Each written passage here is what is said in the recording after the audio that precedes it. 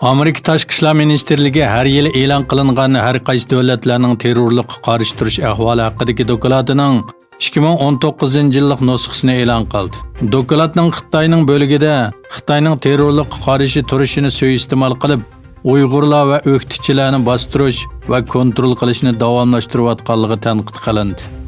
Dokladda mundaq deyilgan: Xitoy Kompartiyasi terrorlikqa qarshi turishni bahona qilib, Uyg'ur avtonom rayonida 1 milliondan ortiq Uyg'ur, Qozoq va boshqa musulmon oz sonli millatlarni yig'ib olish lagerlariga qamab qo'ygan. Hamda yangi qonun ko'rsatmalarini tuzgan va yangi qonun ijro qilish qurollarini qo'llangan. Bular umumyuzlik mavjud bo'lgan keng ko'lamda yuqori texnikalik nazorat qilish va Kompartiya amaldorlarini Uyg'urlarning uyida turg'izish qatorliqlarni o'z ichiga oladi. Dokladda Xitoyning atalmish Sharqi Turkiston Islom harakati nomli doklatiga qarshi turish nomida yuqorqi bostirishlarni elib berayotganligi, lekin nomi tilga elingan bu tashkilotlarning mavjud yoki emasligi haqida yetarli dalil yo'qligi ta'kidlangan. Xitoyning atalmish Sharqi Turkiston Islom harakati nomli tashkilotiga qarshi turish nomida yuqorqi bostirishlarni elib berayotganligi, lekin nomi tilga elingan bu tashkilotning mavjud yoki emasligi haqida yetarli dalil yo'qligi ta'kidlangan.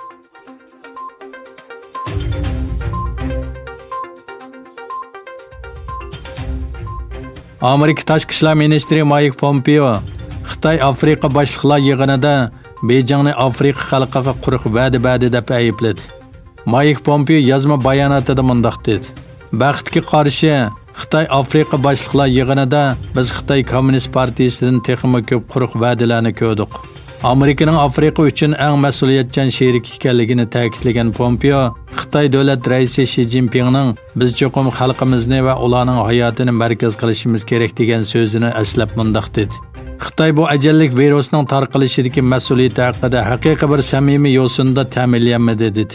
6-oyning 17-kuni Xitoy Afrika boshliqlar yig'ini Xitoy virusi yuqumi sababidan sin yig'ini orqali o'tkazildi.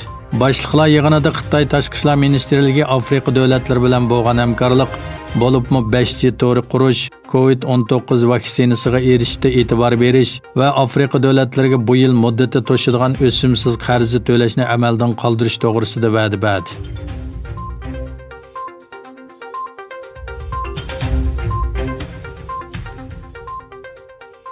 Bultur yil oxirisida Xitoy virusi yuqumi yuz bergan Wuhan shahrida yuqum ahvoli to'g'risida xabar bergan Xitoy muxbiri Zhang Jian jamiyatda qalaymaqonchilik paydo qilish jinoyati bilan qo'lga olingan.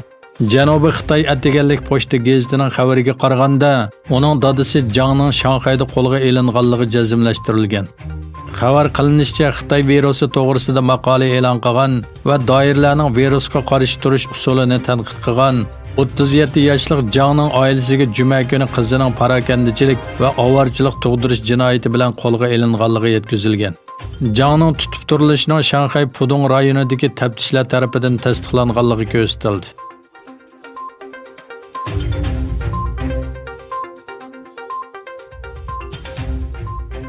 Amerika prezidenti Donald Trump Polsha prezidenti Andrzej Duda bilan 2 haftalik vakillar aro suhbatdan keyin Oqsaroy bog'chisida birlashma axborot e'lon qilish yig'ini o'tkazdi.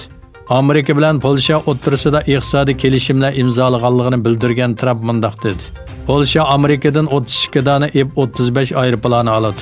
Biz Polsha bilan mudofaa kelishim imzolashini umid qilamiz. Trump yana so'zda mundaq dedi: Biz yana Polsha bilan Polshaning yadro elektr stansiyasini taraqqiy qildirish kelishimi ustida tirishyapmiz dedi. Amerika prezidenti Trump bu Polshaning Polshaga avatiladigan Amerika askarlarining chiqimini to'laydiganligini bayon qilib mundaq dedi: Balkim biz Germaniyadagi Amerika askarlarini Polshaga yo'tkishimiz mumkin. Germaniyadagi askarlarimizni 25 mingga qisqartamiz. Germaniya to'lishi kerak bo'lgan pulning faqat 2%ni to'layapti.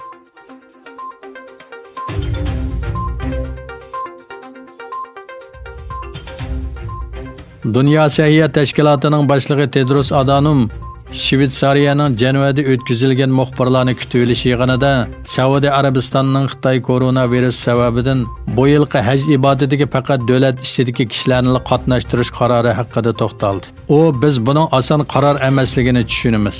Bu yil haj qilishni 4 ko'z bilan kutayotgan nurg'un musulmonlar uchun bu bir umidsizlik dedi. Tedros so'zida yana bu qarorning barliq davlatlarning sog'lomligini oldingi o'ringa qo'yishda qilishga tegishli qiyin tanlashning yana bir misoli ekanligini ta'kidladi.